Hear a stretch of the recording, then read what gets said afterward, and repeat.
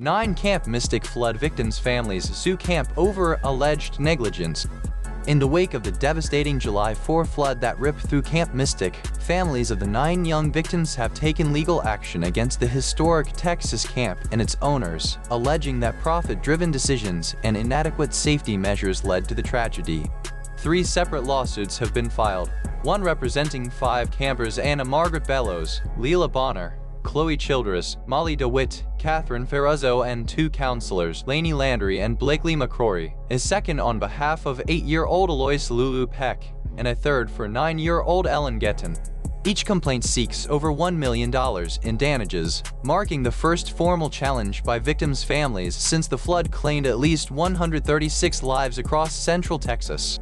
The legal filings accuse Camp Mystic and the Eastland family, who own the 99-year-old facility, of gross negligence for placing cabins directly on the banks of the Guadalupe River, ignoring known flood risks, and failing to develop or follow mandatory evacuation plans. Plaintiffs point to a series of missed warnings, an initial alert at 1:14 a.m., ground crew mobilization by 2 a.m., and rising water levels reported at 2:19 a.m., yet claim the camp did not evacuate the children, instead opting for a shelter-in-place approach that resulted in chaos and loss of life. Camp Mystic's attorney, Jeff Ray, counters that the flood's magnitude far exceeded any previous event, that warning infrastructure was insufficient, and that the camp disputes many of the allegations.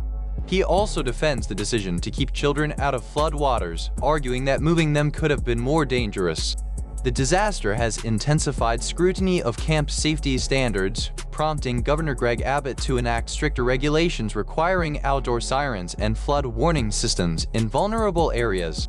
Despite the tragedy, Camp Mystic announced plans to partially reopen for its centennial celebration next summer, keeping the river-adjacent section closed while reopening newer, uphill facilities that escaped damage.